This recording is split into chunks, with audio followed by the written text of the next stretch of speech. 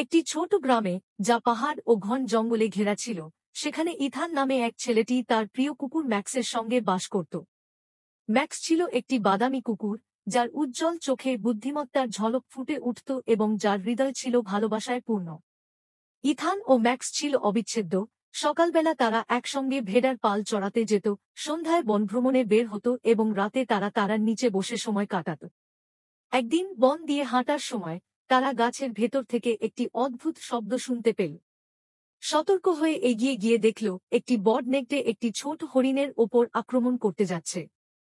কোনো দ্বিধা না করে ম্যাক্স হরিণটিকে বাঁচাতে ঝাঁপিয়ে পড়ল এবং নেকড়ের সঙ্গে তীব্র লড়াই করল।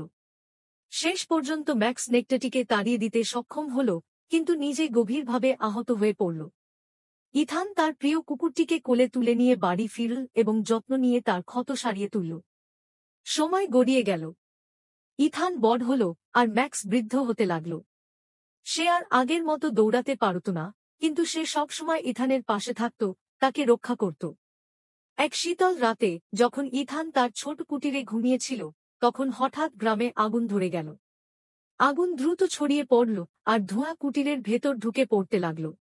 দরজার কাছে ঘুমানো ম্যাক্স ধোঁয়ার গন্ধে জেগে উঠল। সেই ইথানের দিকে তাকিয়ে বুঝতে পারল তাকে রক্ষা করতেই হবে। তার শেষ শক্তি দিয়ে ম্যাক্স বিছানার ওপর লাফিয়ে উঠে চেঁচিয়ে ডাকতে লাগল এবং থাবা দিয়ে ইথানের বুক চাপটাতে লাগল। ইথান আতঙ্কে জেগে উঠে দেখল কুটির আগুনে পুড়ছে। সে পালানোর চেষ্টা করল, কিন্তু ঘন ধোঁয়ায় কিছুই দেখতে পাচ্ছিল না। তখনই ম্যাক্স তার পোশাক কামড়ে ধরে তাকে দরজার দিকে টেনে নিয়ে গেল। ইথান বেঁচে গেল, কিন্তু ম্যাক্স তখনও তার কাজ শেষ করেনি। সে হঠাৎ দৌড়ে আবার আগুনের ভেতরে ঢুকে পড়ল। ইথান তাকে থামানোর চেষ্টা করল, কিন্তু ম্যাক্স দ্রুত ছিল। ম্যাক্স কুটিরের ভেতর থেকে ইথানের প্রিয় পারিবারিক ছবিটি মুখে করে নিয়ে বেরিয়ে এলো। কিন্তু তখনই ছাদ ধসে পড়ল আর আগুনে তার শরীর ঝলসে গেল। ম্যাক্স ইথানের সামনে ছবিটি রেখে দিল। তারপর সে ইথানের দিকে ভালোবাসা আর বিশ্বস্ততায় ভরা চোখে একবার তাকাল এবং ধীরে ধীরে চোখ বন্ধ করল চিরতরে। ইথান কেঁদে উঠল, তার সেই সাহসী ও বিশ্বস্ত বন্ধুর নিথর দেহকে জড়িয়ে ধরে। সে ম্যাক্সকে তাদের প্রিয় গাছের নিচে কবর দিল এবং তার কবরফলকে লিখল, এখানে শুয়ে আছে ম্যাক্স, যে আমাকে বিশ্বস্ততার প্রকৃত অর্থ শিখিয়েছে।